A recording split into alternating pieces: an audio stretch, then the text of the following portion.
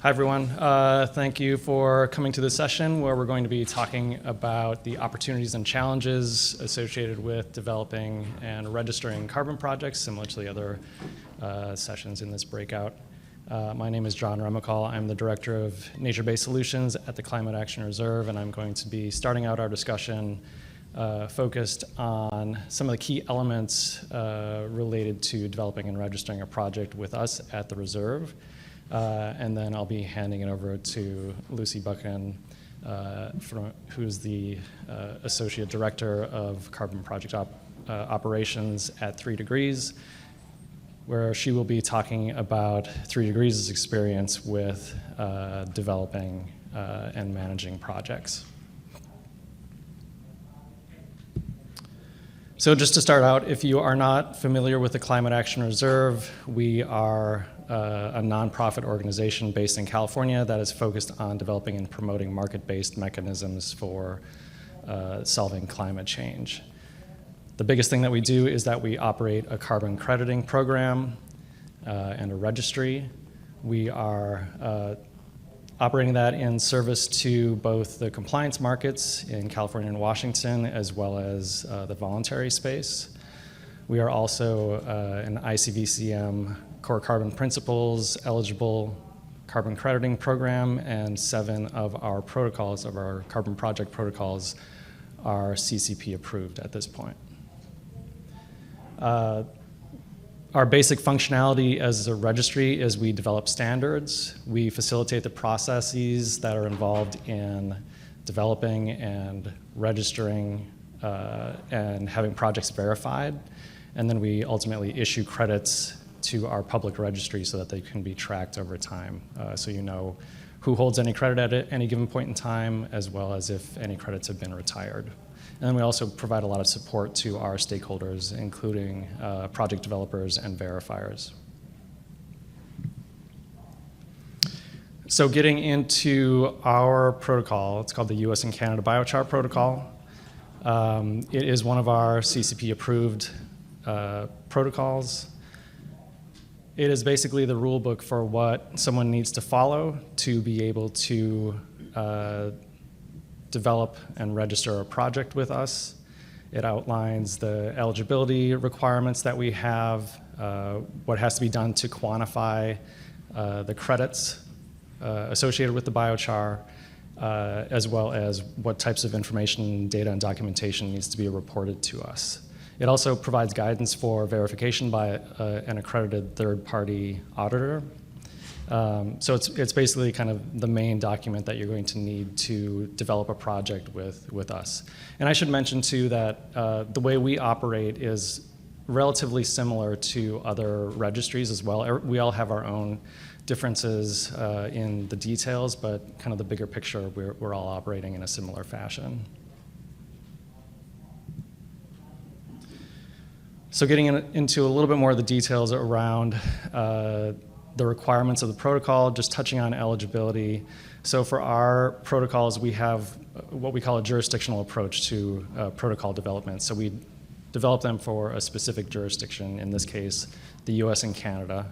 So projects have to be located in the US and Canada, and that includes all 3 phases of their projects, from feedstock acquisition to biochar production, all the way to the end use of biochar. You can be credited for 10 years at a time, or sorry, not at a time, but for 10 years in total. That crediting period can be renewed a couple of times, so you can actually have a total of 30 years potentially under the same project where you can be credited over that time. One of the main things that we focus on for eligibility from the registry's perspective is what types of feedstocks you're using and what types of end uses you're applying the biochar to. We at the Reserve don't have any specific limits as far as what types of biochar production technology can be used. We instead rely on the producers essentially showing the quality of the biochar that's produced to show that it's eligible and that it's meeting all the requirements that we have under the protocol. And that is demonstrated via laboratory testing. Project activities also can't be legally required. They have to be additional in that sense, and they also have to comply with any and all relevant laws and regulations. One other thing that I wanted to point out around eligibility is that we specifically recognize that there are situations where you might want to have a biochar project that is adjacent to, or what we call stacked with, another type of project. So we don't want to have overlap between the two in terms of those projects getting credits for doing the same activity. If there's a clear distinction, though, we recognize that that's a possibility, and we allow that sort of project stacking. So I've provided a few examples on the screen here of different projects that could potentially be stacked with biochar projects.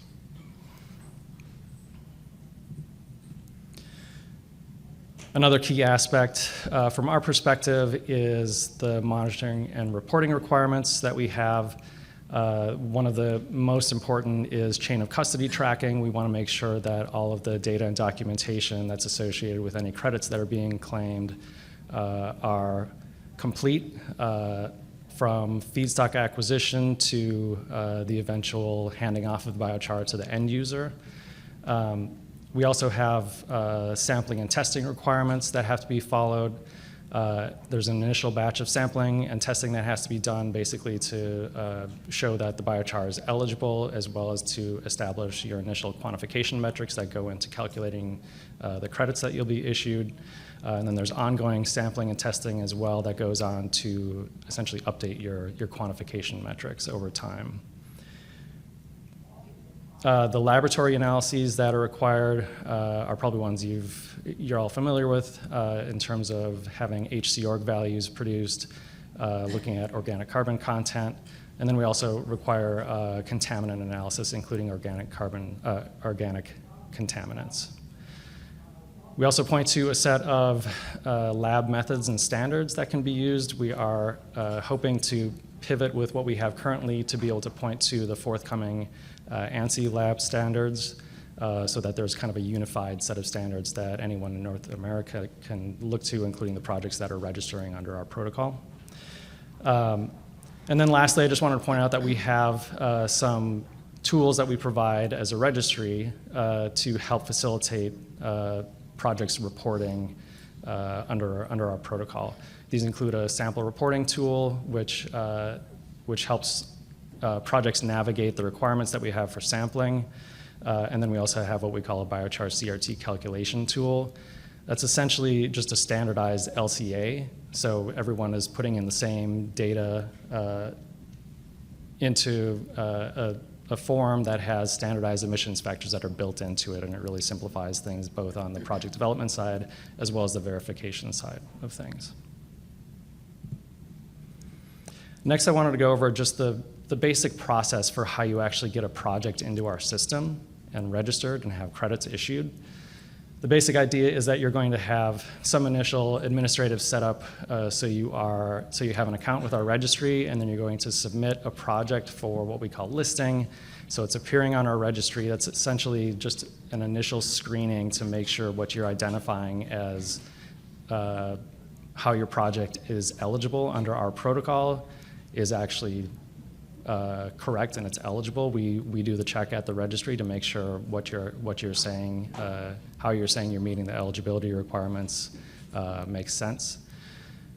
Once the project is listed, then you actually go into this cycle around verification, where you're actually doing the project activities, producing biochar and deploying it, collecting all the data and documentation, and then you're going to hire a verifier, go through the process of submitting all of your data and documentation to the verifier, having them review it, and perform their audit. And this will involve both a desktop examination of all of the data and documentation that you have, as well as a site visit. A site visit isn't necessarily, at least under our program, a site visit is not required every time that you do a verification. We require it at least every 2 years, but you can do verifications in between those times. Once verification is complete, the verifier is going to produce a verification report. That verification report, along with all of the project documentation and data that is reviewed by them on a summary level, is provided to us at the reserve. We'll do our checks to make sure that the verifiers did their job in terms of reviewing everything that needed to be reviewed. And then we will, as long as everything checks out, we will issue credits to our registry. And then after that, you're kind of repeating on that cycle where you're going through the verification process every time that you want to be verified. We've initially identified that this will take probably between 2 to 6 months. We're hoping to get that time down, or at least narrow that band so it's closer to 2 to 3 months typically. And then, yeah, as I said, this general cycle will take about a year, this will happen about every year, but we've also provided the option in our protocol to allow for projects to be verified essentially as frequently as they're able to, or they could defer and verify every 2 years if that's their preference as well. So getting to just the challenges and opportunities that we see from the registry perspective, data and documentation demands are really, really big. We've kind of heard that from a variety of sources already over the last couple of days. Essentially, every credit that you have issued you have to be able to point to a set of data and documents that justify that credit being issued. Josiah Hunt next door in an earlier session referred to this as like a shoebox of receipts, so that's kind of a good visual for how you can think of it. So everything upstream of the credit has to be justified. So if you don't have that shoebox with all those receipts in it for all the necessary components of quantifying that credit, you're going to miss out on having that credit issued. There's also a sampling burden. A number of samples have to be taken over time. Those samples have to be tested, so there's time and costs associated with that. So that's obviously a challenge.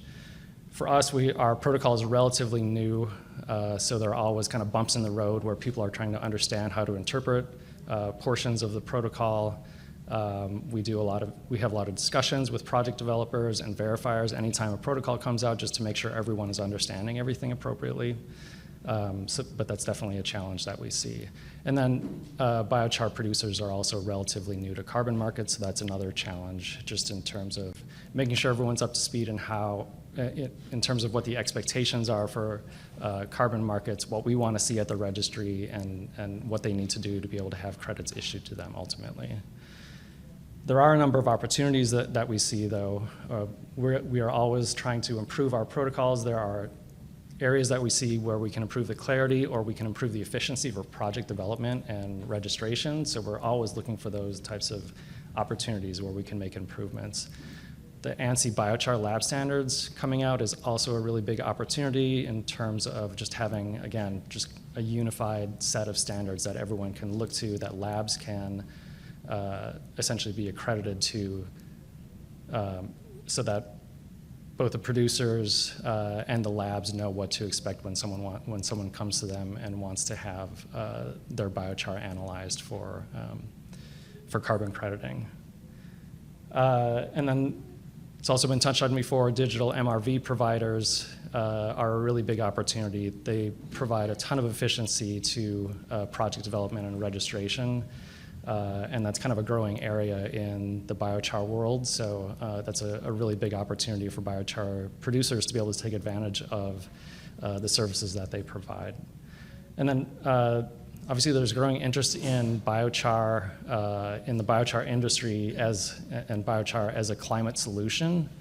The shovel readiness of it, the permanence or durability that it provides, and the co-benefits are all things that carbon markets really are attracted to. They can garner higher prices relative to other types of credits, in particular nature-based solutions types of credits. So biochar is it's growing in interest in carbon markets in general. And then lastly, there are opportunities just around all the innovations that are coming out of the biochar industry with people trying different feedstocks and uses. So there's kind of a growing presence of biochar and opportunities for different types of project configurations to be deployed. And with that, I will pass it over to Lucy. Awesome.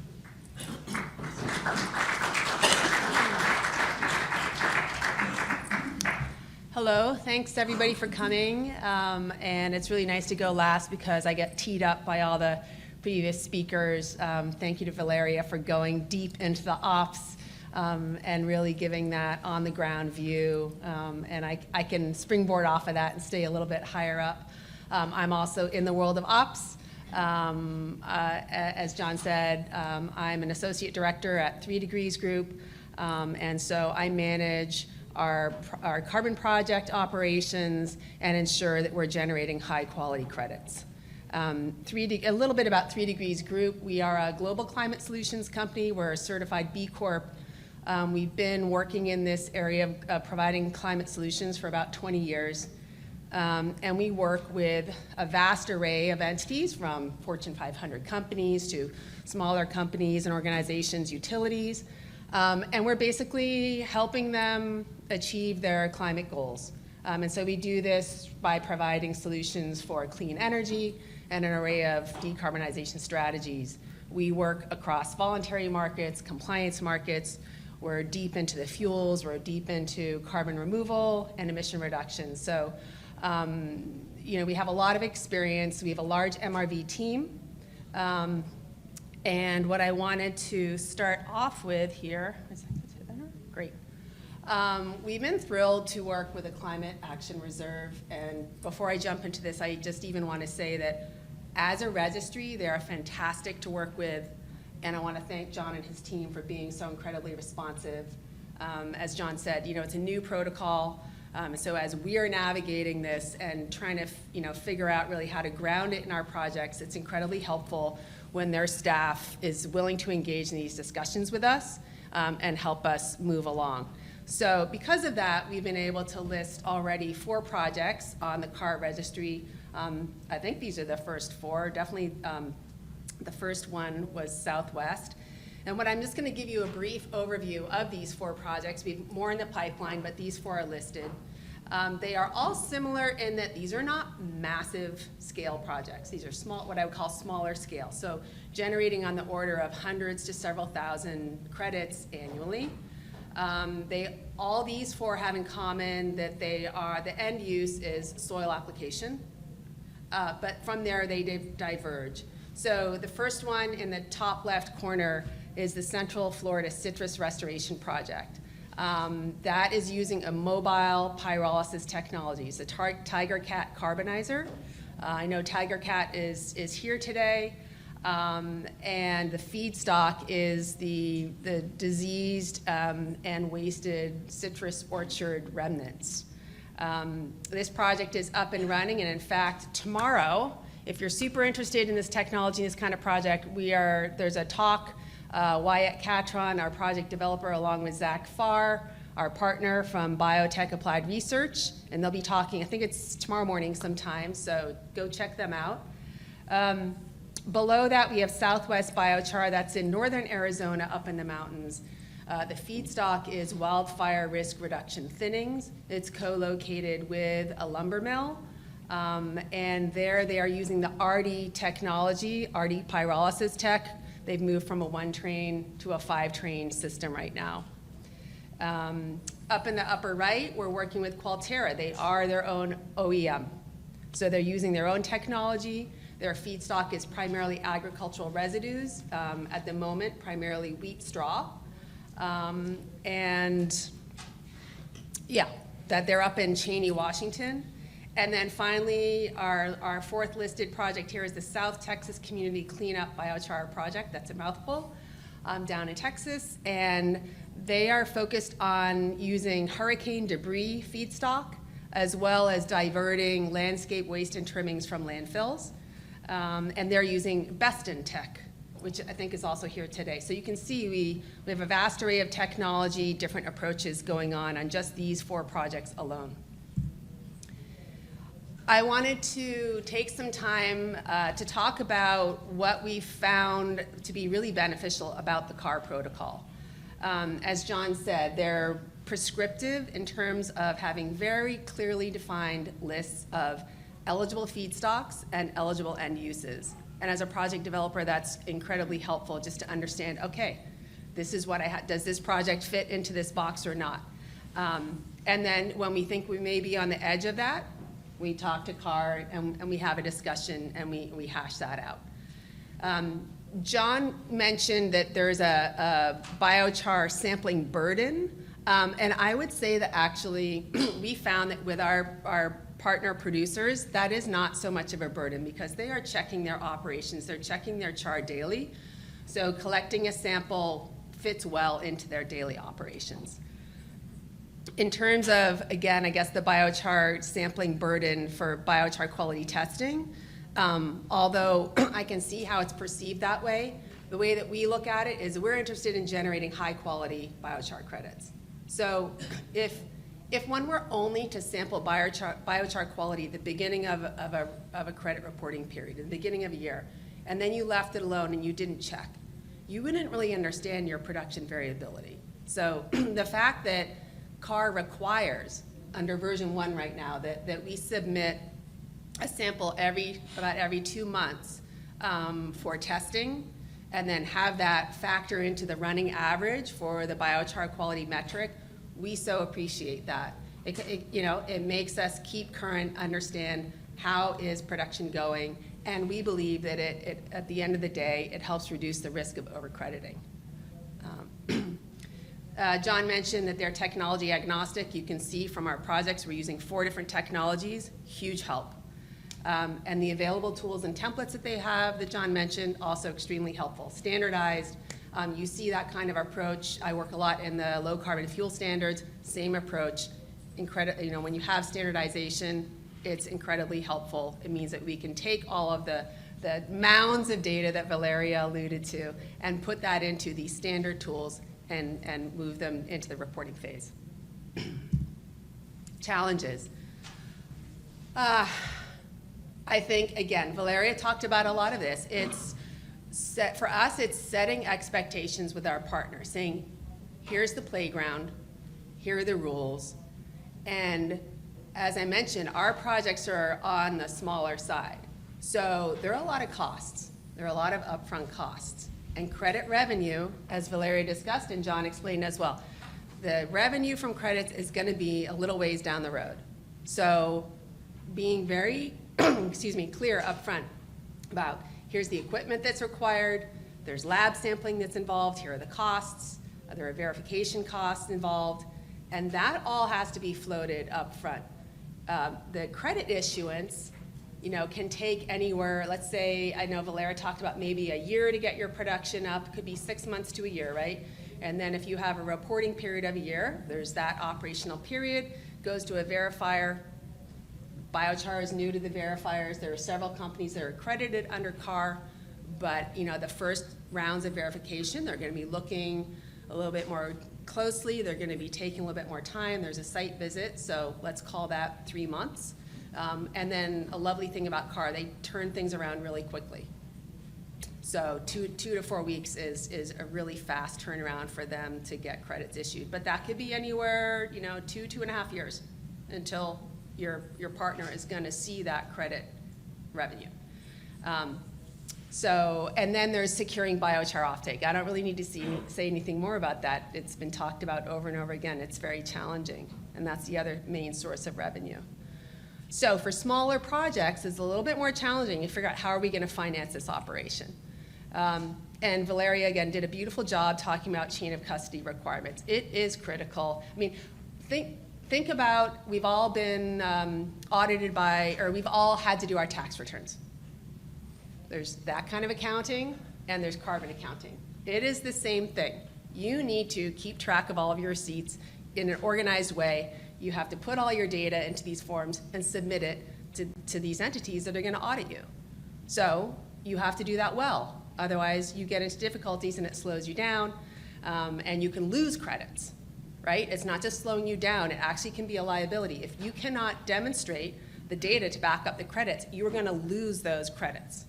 So those moments, not having good standard operating protocols, not having people follow through and submit the data in a timely manner, not having a good file folder structure, a good mechanism for your data management, can be extremely costly.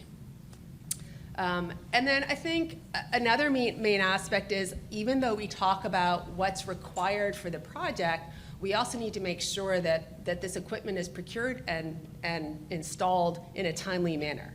And here's one insight that we realized through this initial cadre of projects, is that producers in the biochar space are thinking about volumes, but they're not thinking about weights. And so we are required to weigh the feedstock and weigh the biochar. That requires calibrated weight scales. And even though, you know, we talked about it with partners and it was pretty clear to us it had to happen, but you know, there can be other challenges and it can get sometimes lost in the kerfuffle of developing the project. And then it comes in later and you realize, no, this oh wait, you don't have that. So it's very important, and again, to set these expectations and make it clear up front what is required, what equipment has to be calibrated, needs to get installed, otherwise it's a no-go. Then you're gonna delay your start date for your project. And then I just, my last two slides really quickly to talk about credit buyer considerations. So I've alluded to this before. Our projects are on the smaller side. And so buyers of smaller buyers are seeking smaller volumes, they have smaller footprints, smaller targets. They don't have deep pockets. So they are interested in looking for verified issued credits. The Microsofts are larger companies, larger targets. They're seeking large projects with high removal volumes, and they are willing to pay up front those forward offtake purchases. So if you're a smaller project, again, we talked about all of those project costs and the time it takes to get credits, and it's hard for you to get upfront financing. So all of that just makes it a little bit more challenging for the smaller projects in this arena at this moment in time. And I'll just echo what John had said, that you know, CARS is a newer protocol, and so what we're finding is that when we are going to have these discussions with potential buyers, they're not that familiar with the CARB protocol, so we find ourselves doing a lot of education. We're getting questions that are directly coming from their experience with other protocols, and so that can lead to a little bit of a delay in the commercial terms, just to kind of ground this very high integrity protocol and help them understand how it's different and how it's valuable. So I wanted to make sure that we left time for questions, and so I'm going to stop there. First of all,